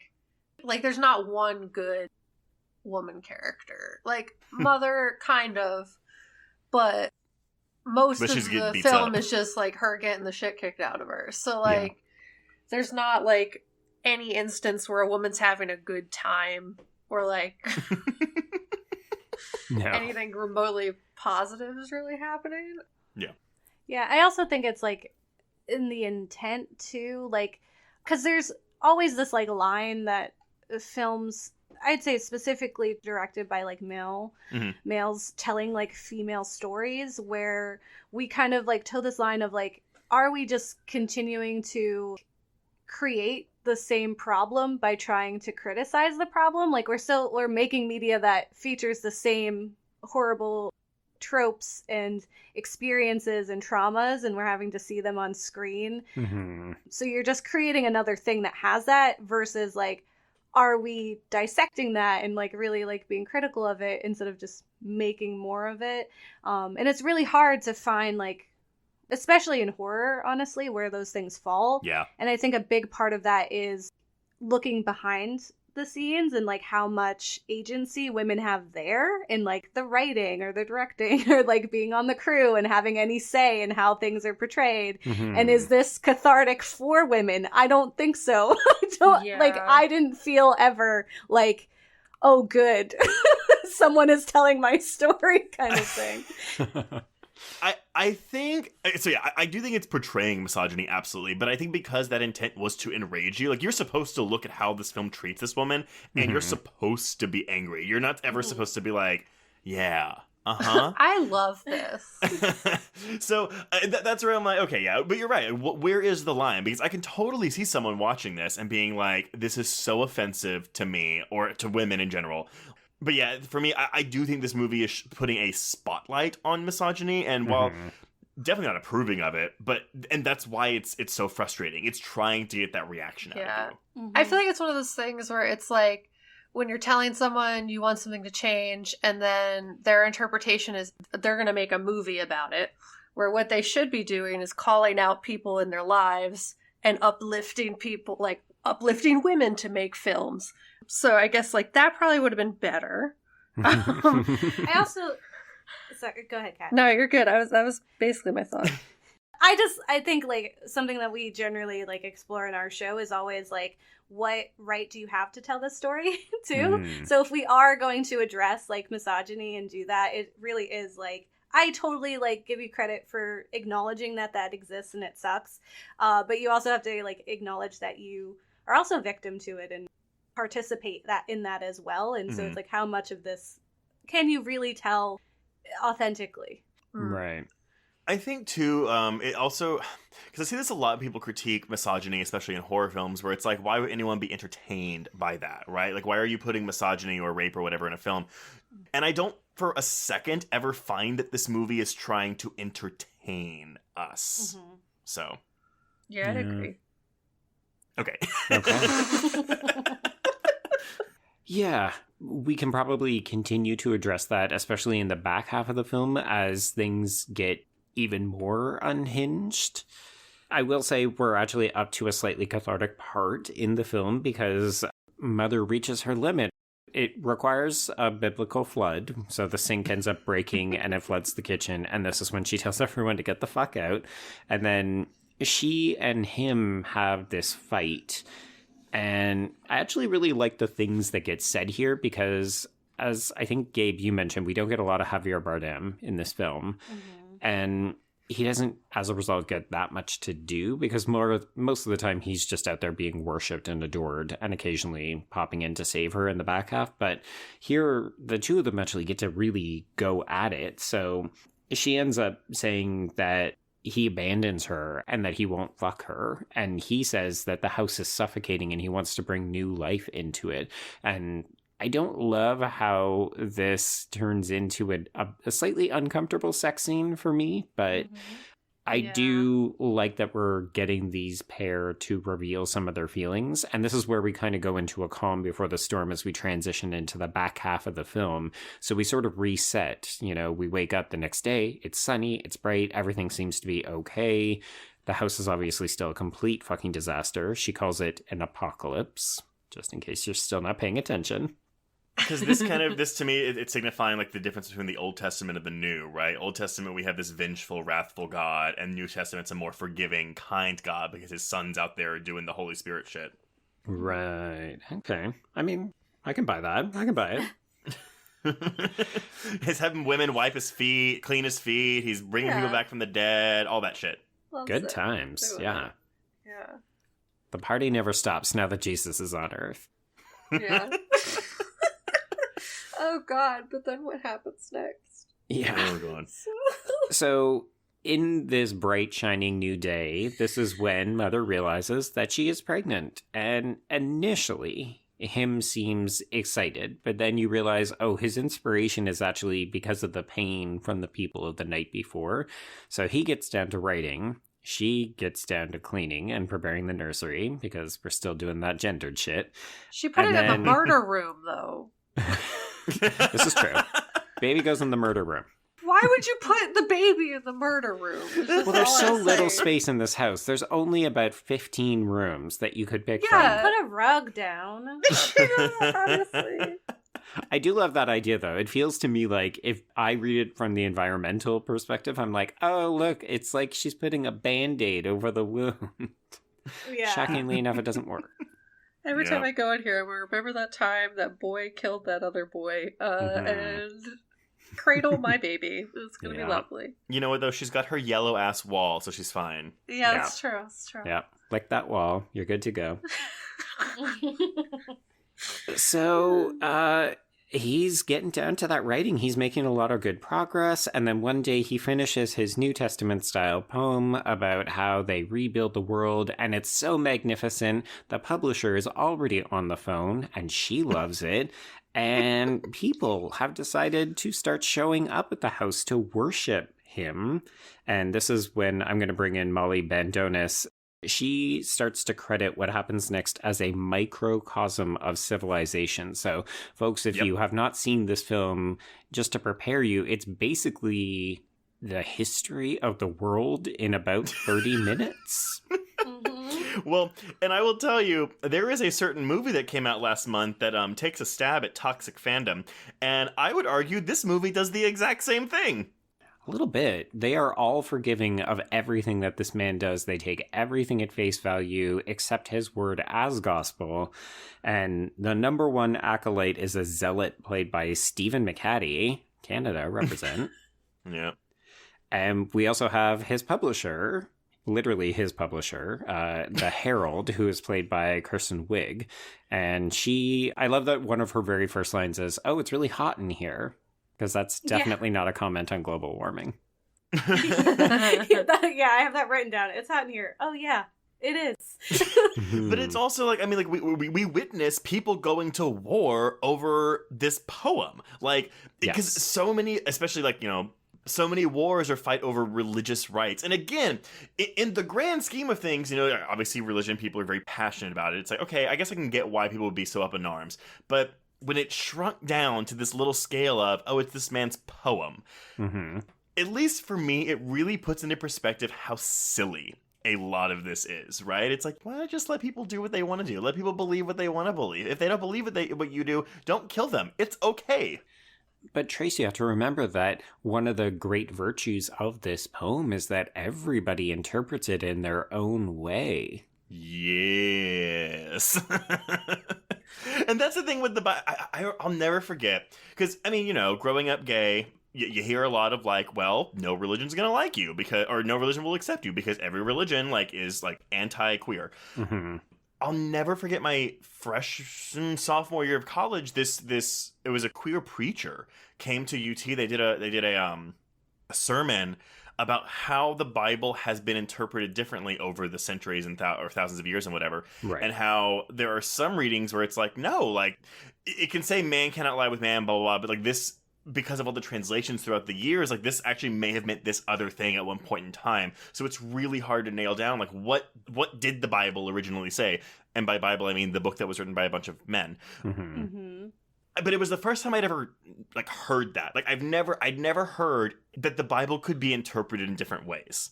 That there were some interpretations of the Bible that didn't say that being gay was bad, and it felt like such a weight had been lifted off of my chest when I heard that for the first time. Yeah, that's real. That's awesome. Well, and I think we've heard, Trace, we've gotten a lot of feedback because we do have religious listeners who do identify on the LGBTQ spectrum. Mm-hmm. And it's one of those great things where you realize, oh, the classical interpretation of the Bible or the way that religion is depicted often in horror films is only one way of looking at it. And it also kind of reminds me of like how we look at film or any kind of art, right? Like you can interpret any work of art, and I'm going to call the Bible a work of art. I won't call it a work of fiction because I know for some people it's not. Yeah, that's offensive. You can interpret it in very different ways, but look at the way that some people get mad at us, right, Joe? And it's like, oh, you're reaching, like that's not what the intent was. That's not that. I don't see that. People get so mad about us reading queerness into a film that doesn't have explicit queerness. Like it's not that different than people fighting over the words of the word of God. Mm. That is so true. We get that too. This isn't a feminist film. Like, I'm sorry. Yeah. Yes. It is. Were we watching the same film or? Yeah, I agree with that because it's also like there's also varying degrees of how literal people take the Bible too. Because there's some people who take it very literally, and then there's others who use it as like a map, right? Mm-hmm. It's just like, here's how to be a better person and to treat people better, to live your life in this like with these stories. And when I was growing up, like in Sunday school and all those were like fairy tales to me. I was like, these are Noah's Ark. He puts all the animals in there. That's crazy. But as like a young person, I was like, that's fantastical. And I think as you grow, those things and those interpretations really change. And I really love that kind of link back to the same thing with film, because even when like you make a film, you can't always control how people are going to see things or interpret things or put their own feelings onto it, and that's 100% what the Bible is, right? Well, and that's the thing too. I mean, again, like I'm not gonna sit here and talk about like how the Bible was made, but I sometimes have this. Have y'all ever seen the movie Saved? Mm-hmm. Okay, Yes. Watch Saved. It's really with good. Mandy Moore, right? Yes, with Mandy Moore and Jenna Malone. But there's this line that Jenna Malone's character, because basically Jenna Malone, her boyfriend is gay, and she has a vision that Jesus tells her to help him by having sex with him, and she doesn't use a condom, so she gets pregnant. And they all go to a religious school. Mm-hmm. But she has this line where it's like, I know this is terrible. I know it's blasphemous, but do you ever wonder if maybe Mary made it up? Like maybe Mary just accidentally had sex and got knocked up, and she was just like, "Hey, I'm a virgin. I'm giving virgin birth." And I have that thought a lot when I think about things in the Bible, and I also have that same thought when I'm like, well, when people are writing the Bible, you have a bunch of men writing it, and I'm like, what if there was this one really fucking conservative guy who was like, oh yeah, no gays. Let me add the book of Leviticus in here real quick, and just like slotted it in with his own mindset. When I was in college, I did history. I was a history major, and a lot of what we learned was historiography, which is like why something is written the way that it is. And I think that's how like we end up. That's what my influence usually is a lot on our show. But if you think about like the motivations that the Bible was written, how it was to motivate how society was operating, there are inherent benefits pushing certain narratives to support subservience, etc. And like, Right. I think there's a lot of things to be said probably about like why it was written the way it was because of the time period that it was written in. Mhm. And I think your interpretation is right. Like the Virgin Mary probably was what it was, honestly. So yeah, just like trying to like figure out exactly why it was written how it was and what the cultural implications of why it was written the way it was and how the interpretations kind of go from there even. Yeah. And this isn't to discredit what anyone thinks or believes about the Bible. I mean, this is just like, again, like me parsing through my own thoughts about when I start to really think about the religion and Bible and all the Bible and all this, it's just my mind wanders and it just like it starts to become very abstract. Right. Which I think is what your mind is supposed to do when you're reading that too. Mm-hmm. Supposed to just kind of explore it. Yeah. It's like the most bought book ever, right? Sure. The number one bestseller of all time. What do they say in this movie? Every copy sold day one. Yes. Yeah. When Kirsten Wiig shows up, she literally says, "We're going into a second printing." So ridiculous. I mean, really, if we do bring it back to the film, this film is quite damning on this idea of buy into whatever this man says as gospel, treat him as though he is holier than thou, because look at what ultimately ends up happening, right? I mean, we're at the stage in the film where things get really out of control. So at one point, a woman cuts out of this signing line that him has set up with his publisher, the Herald, and this woman just starts grabbing items because she wants to have a piece of him to take with her. And when Mother goes to stop her, this woman gets really angry. And then she says, well, now I've got to find something else. And people just begin destroying this house because they are coveting anything to be close to him. They are treating his words as though they are better than anybody else's. And, you know, from what we've seen of him, he's not that great. Yeah. This is really when, though, you can divide the line, though, between biblical allegory and this conservationist thing, because you can also just view this as, yep, all these people just fucking moving in on Mother Earth, tearing up her shit. Yes. But I think this is also where it maybe starts to lose people, because we start to get imagery like the house turns into a war zone and we've got SWAT teams that are shooting people who are protesting with Molotov cocktails. We've got women who are imprisoned in a sex ring. We've got the zealot who is blessing devotees with an Ash Wednesday symbol up on the landing. And the Herald has begun killing people in what looks like a fairly... You could either say it's gangland style executions or like Abu Ghraib kind of militaristic, like people with their heads in bags and we shoot them. But then there's also like a nightclub in the kitchen. Yeah. Yeah, some sexy half-naked dancing going on. Well, I was gonna say, for a film with this much like religious themes in it, I'm surprised there isn't like any. I mean, again, we're talking about this on horror queers, but like there isn't really any queerness in this film. No, not a ton. But also, there aren't really characters in this movie either, right? I mean, we've got Mother as our proxy, but she's, I don't want to say undeveloped, but as you said, Trey, she doesn't seem to know what's going on. So she's just a witness to the chaos. And then nobody else really makes an impact. It's all just sound and fury. But she's not... I'm trying to think. I'm trying to parse why maybe this ending is so difficult for some people to latch onto. Because I think, again, if by this point you haven't picked up that a lot of this is a metaphor, Mother does not like respond or react to a lot of these things the way any normal person would react to, say, a mass execution happening in their living room. You know? Mm-hmm. Yeah. Yes, she's definitely just surveying. She's like, "What is going on? Oh my god!" Don't do that. Technically, you could say that she's in shock. She's having to process a lot of things very quickly. But in the world of the film, time is liminal. Like, you know, there's the moment from when they have sex to she wakes up and she's immediately pregnant. And then it seems like a couple of days go by. But it could also be months because she's very heavily pregnant very quickly. So the film doesn't operate under regular rules of logistics. No. It does not. But I think that some audience members didn't realize that, Right. which is where that F Cinemascore came from. Oh, 100%. Yeah. Well, also, like, why does she have to be mad or upset about these people who invaded her house? It shouldn't be there in the first place. Like, Mother said, fuck them kids. yeah. Honestly. She really should have. And if we're kind of seeing Mother as a proxy for the audience, at this point, all of us are like open mouth, just kind of staring at the screen with question marks in our eyes. Like, there's just, at that point, it's just like, what is happening? What is happening? And it's so quick. It's very fast. And I feel bad for using this as like the example.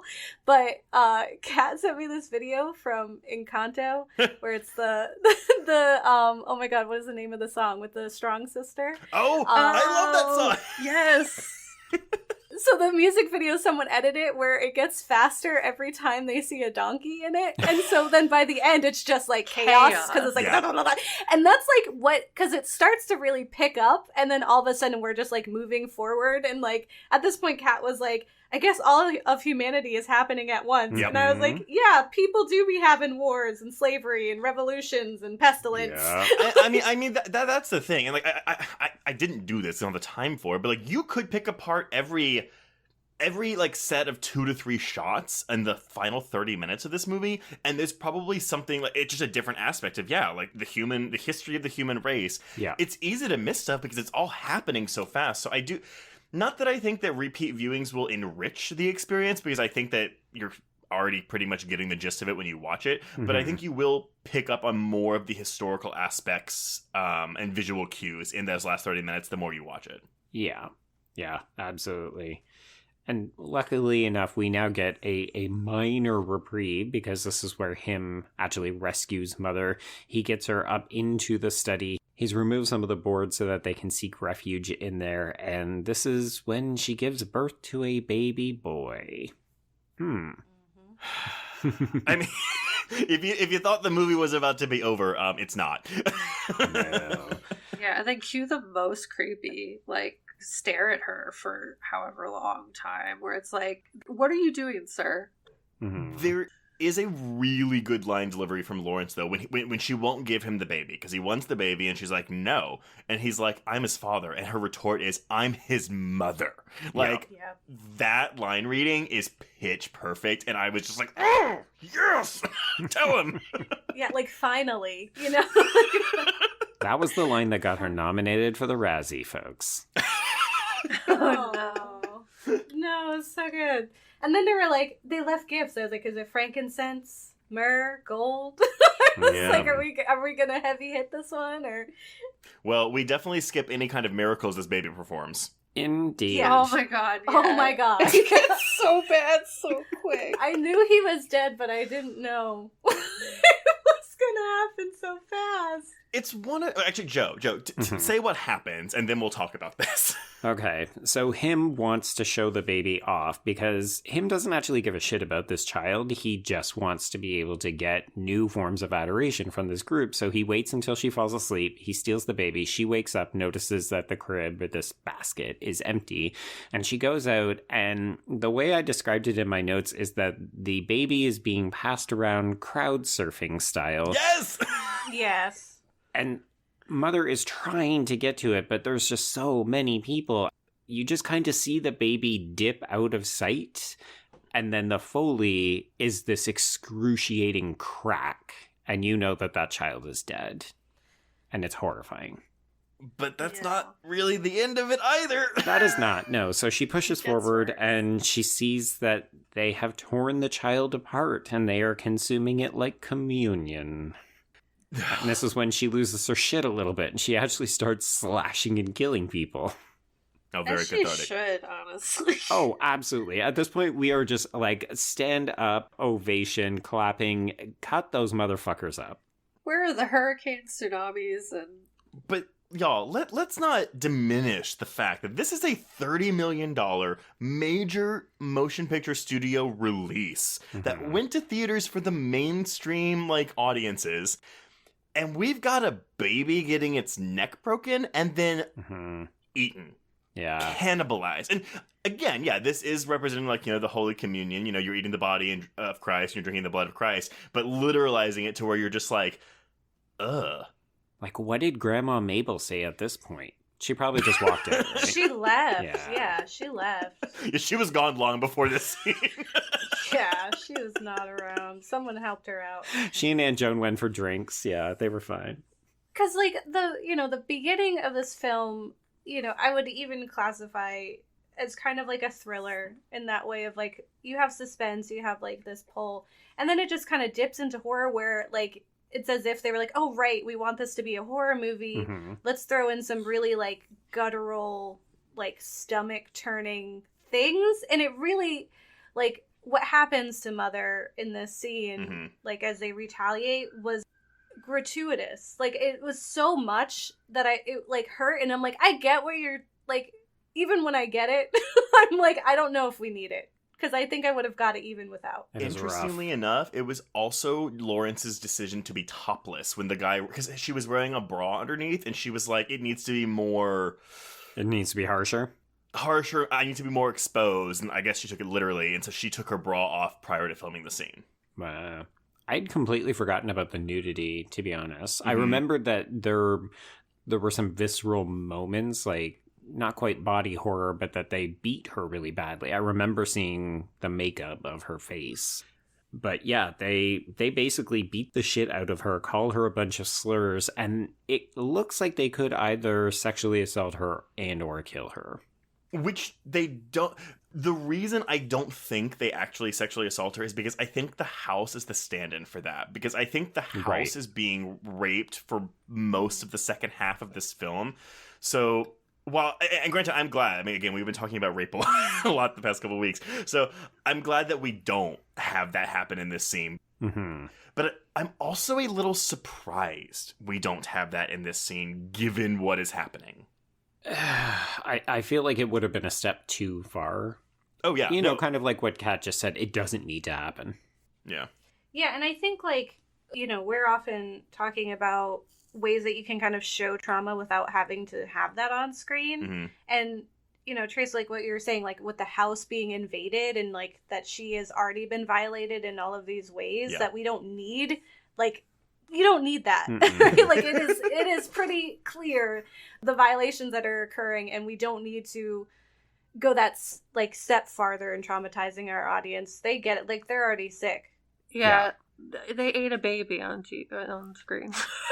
Yeah, I am full Lisa Kudrow in the comeback. Like, at the end of a long day, I don't need to see that.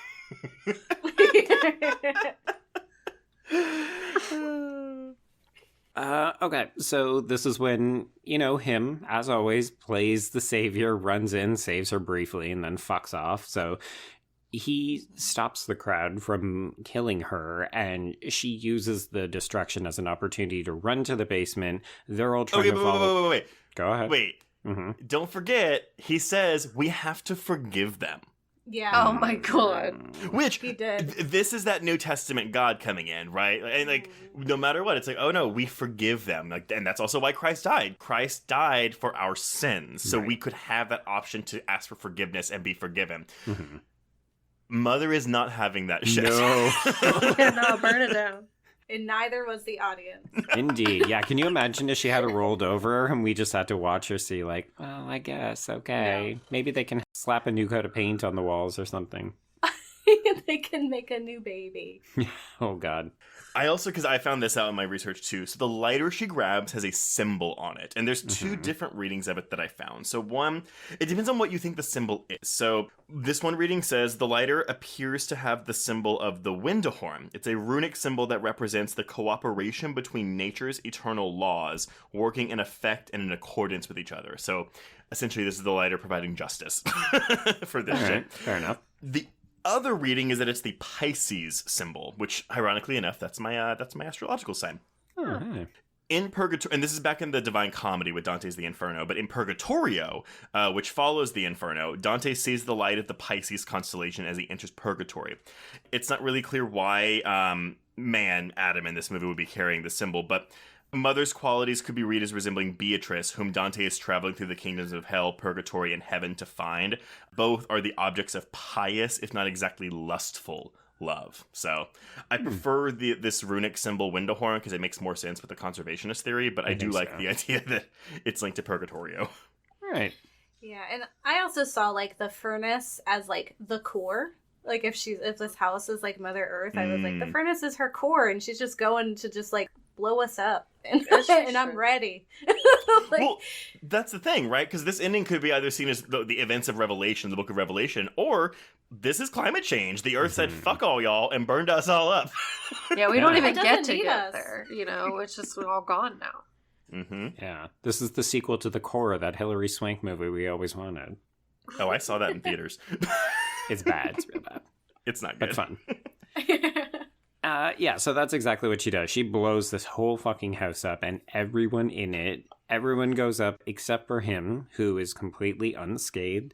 He ends up carrying her charred, nearly dead body upstairs, and as she's dying, he explains, I am I, and that she was home.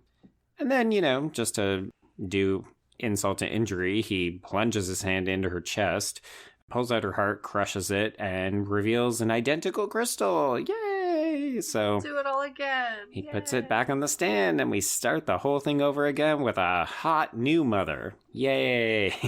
he says to her, like, you have more to give. And I was just like, I love my partner so much. I do. But if this is what was going on, like, there's nothing left. So that is a line pulled directly from the giving tree that Joe was mentioning earlier. The tree gives and gives and gives, and then the tree says to the boy, I'm sorry, I have nothing else to give. And either the tree or the boy says, oh, you're a stump. You can be my seat. Mm-hmm. And that's what the tree has left to give. It's just a seat. Yeah, but weirdly enough, some people have interpreted that as, oh, okay, that's the last thing that the tree has to give. It's still content to give. Whereas I read it as, that fucking shitty boy who grew up into a fucking shitty man just, like, used this tree up until it was nothing left. Like, that sucks. Exploitation. People were like, what a nice tree. And just like, the shit kid. Exactly. Yeah, so I think at the end of the day, we've obviously talked a lot about the religious allegories, the environmental allegory. There is the creator muse allegory as well. There's a lot of fun to be had in the readings of this film. I'm going to throw it over to Bandonis one last time just because I like the way she ends her article. She says, the interruption of male control, bracket, over female bodies, natural resources, and marginalized populations, end bracket, yields self-righteous fury. Throughout Mother's suffering, he remains convinced that his work trumps any damage to her body and home. He is entitled to her love and her body. Which, do y'all make any significance of the fact that it is a different mother every time? I feel like that's even ruder, honestly. I take it as, well, this is going to be the new shot, right? He can't bring back the old one because we know how it'll play. So the idea that maybe with this one, it'll be different because she's a new mother. But as we see from the events that began the film, this is cyclical and it is doomed to repeat in the exact same way unless somebody fucking changes their behavior. And it needs to be him, or it needs to be the humans. He needs to burn up and have his heart ripped out and make a new planet through that instead. Yeah. Or if humans are better. Yeah. They're not gonna be, though. We're parasites. It's not gonna get better. He needs to change. That quote is so interesting, like, of kind of looking at, like, him thinking his work is more important than what happens to her. Because I read that J-Law, like, hyperventilated and, like, ended up hurting herself, and they had to, like, get in paramedics. And then Aronofsky was like, it was blurry, you have to do it again, like, while she's, like, being worked on. And it's just like, this kind of stepped a little outside of itself. Yeah. And did a little look. That's very interesting. And then after the film, And obviously these are quotes that could be taken out of context, so I don't necessarily want to say that he's a totally shitty dude, but he later ended up saying that's why he doesn't like working with method actors, because he basically said, oh, well, she did it to herself because she got too into the scene. She needed to be able to just stop when I said cut. You're like, okay, dude, that's great. What's wild is just not having any self-awareness. Like, he made this entire film saying a very clear thing, and he's not like, maybe I'm this. Well, and then they fucking break up because he can't get over the fact that this movie didn't do well. I didn't know that's the reason they broke up. So that's new news to me. But yeah, just I don't like, know. oh, okay, dude, you are him. You are the creator. And it's also, like the artist muse situation. It's just like, it gets really meta all of a sudden when you're like really diving in. But at the same time, though, I cannot believe that he thought for a second this movie was gonna play well with audiences. I mean, when the F Cinemascore came out, he even said, like, oh yeah, I don't see how you get to this movie and not give it an F. Like, you're supposed to be angry. But I also, like, and don't get me wrong, I am very happy that Paramount was like, fuck yeah, we'll give you $30 million to do this, whatever. I am shocked that they said, yeah, sure, it's fine, release it. Because this is an art house film masquerading as mainstream entertainment. Oh, yeah. I've made jokes on the pod before about how I did a double bill in college of Requiem for a Dream and Lars von Trier's Dancer in the Dark, but I feel like you could absolutely do Mother and Dogville or Mother and Dancer in the Dark, because it's basically just about how humanity is garbage and also art can shine a light on it, but it will not save us. Yeah. But also Lars von Trier is kind of a piece of shit too, so he and Aronofsky could like hang out. Yeah. He's the one I should have mentioned in my Woody Allen and whatever people, because Lars von Trier really, because he goes through his muses, right? Because after like 2 or 3 movies, sometimes one, they're like, Nicole Kidman won't work with him again, Bjork won't work with him again. The only one who keeps coming back is Charlotte Gainsbourg, who is just ready for it. Hurt me bad, yep. But anyway, well, everyone, final thoughts on Mother. Come on, Gabe and Kat. I mean, what else is there to say? Did you like it? It's okay to say no. It's okay. I didn't dislike it. It was just like, I think I also felt at the end, I was very tired. I was just like, wow. And then also just like learning about the ways in which the director was, I was just like, it's honestly very interesting as a personal reflection of him. So I guess I enjoy it for that. Like, I enjoy that it did badly for that. But then I'm also like, J-Law really killed it though. Like, she should have gotten positive things out of it. So that sucks. Because it's essentially just like the entire plot of the film is the reality now. Yeah. But yeah, I didn't hate it. I thought it was like, it was a time. Okay. And Gabe? It certainly was. Yeah, I'm trying to figure out, because there are certainly parts I was excited to think about, like, as things were unfolding. I was excited to kind of see these Easter eggs or put in my own meaning into things. And I think when we got to the chaos at the end, it really lost me. And I think, like, after she explodes everything and it becomes cyclical, I was like, that's great. I kind of enjoyed this little bow of, like, that's what humanity is like. I kind of want to watch it again, like, probably in a few months. But I'm like, I am dreading that chaos sequence. Because there's just parts in that where I'm just like, I don't know if I ever really need to see that again. And I don't know if that's because, like, I hate it or because I just don't need it right now. Or you had it once. I will say that when I was watching it with Kat, like, my last thought was, like, can Aronofsky be any more up his own ass at this point? Like, because I was just like, wow. Like, as it was descending into chaos, I was like, okay, I think we get it. You're artistic. Yeah. So yeah, similar to what Kat said, I wouldn't say I hate it. There are definitely parts I appreciate, and I do think it deserves another watch. I just might take care of myself in parts where I know it's not safe. There. Joe, so did this improve on your second viewing since it wasn't disrupted by a man on a phone? Oh my God, yeah. I will say this film definitely, it is supported by repeat viewings. I think it goes down easier when you know what to expect and you can kind of pay attention to, I guess, whichever reading you're going to try to subscribe to. It is still messy. I'll give it that. I wonder if it would have been better if he had have just said, yeah, I'm doing a religious allegory. That's what I'm sticking to. Or, yes, this is environmental and environmental only. So, yeah, she's a bit of a messy bitch at times. But overall, I just think the shooting style is really exciting. Like, it's such an anxiety-ridden ride for me that I'm fully on board with Jennifer Lawrence. I think she's doing exceptional work. Like Trace said earlier, I have all these questions about how did the film get made with this level of chaos? So in that regard, I find it exciting and overwhelming to watch. I do often feel like I need to take a nap afterwards, but yeah, aside from Aronofsky's kind of shitty man behavior, I really do like this movie. I really enjoyed the rewatch.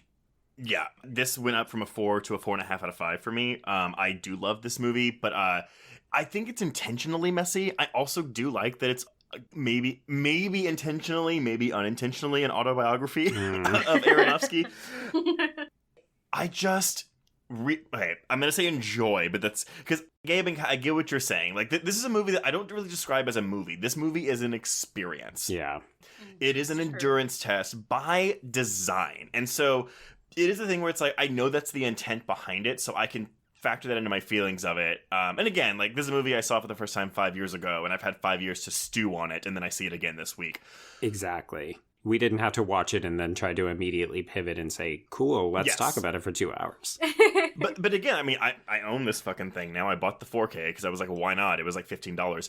But am I going to be revisiting this movie a lot? Probably not. Because, yeah, this isn't a movie I'm going to put on to be entertained. I'm not going to have fun doing it.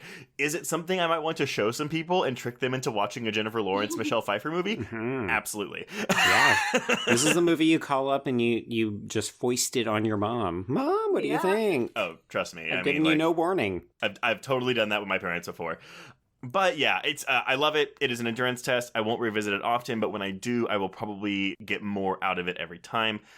But yeah, endurance test might be a good way to put the film for next week too. But before we get there, Gabe and Kat, first of all, thank you both for coming on to discuss this film. And also thank you for giving it a chance for your first time. For sure.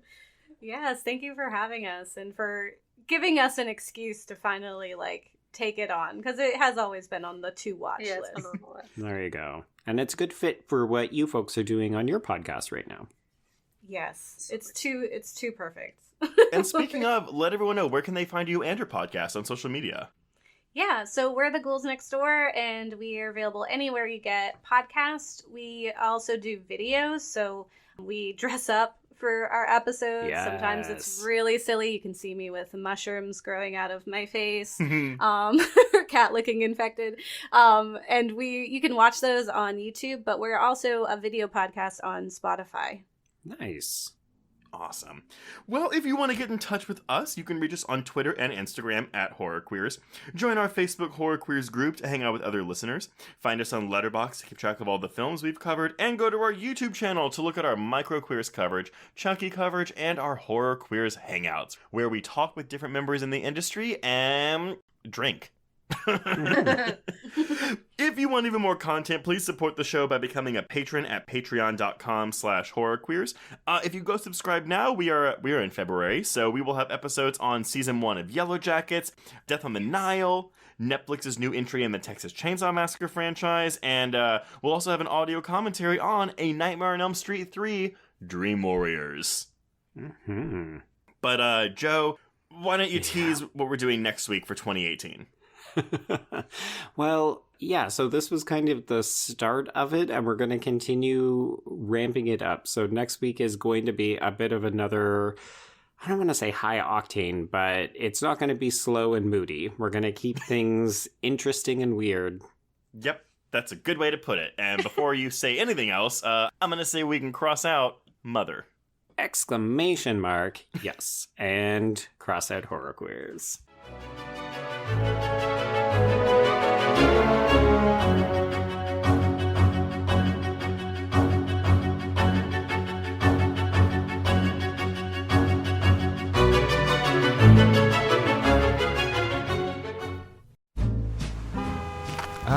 Atlas Avenue, a long stretch of road that encompasses everything the city of Kennett Heights has to offer.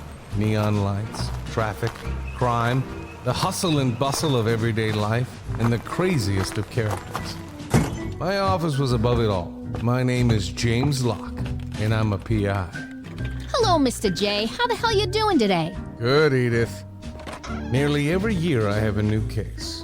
New people to meet, new clues to discover, and new problems to solve. But I do it the old-fashioned way. No technology. Nothing post-1950. Hell, I don't even listen to podcasts, but you should.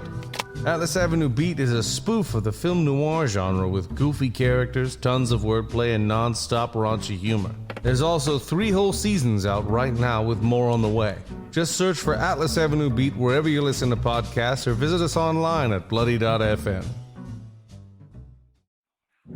Hello, I'm Shelby Scott, the host of Scare You to Sleep, a podcast where I tell you spooky bedtime stories full of creepy sound effects and music that is soothing yet unsettling to help immerse you into a world of horror. This is a show for those of us who have realized horror can be a strange but relaxing escape from reality. Speaking of escapes, sometimes I lead you through guided nightmares, like a guided meditation, but instead of flowery meadows, I take you on a journey through your own personal nightmare. So come get lost in the terror with me. Listen to Scare You to Sleep wherever you listen to podcasts, or find us online at bloody.fm. Sweet screams.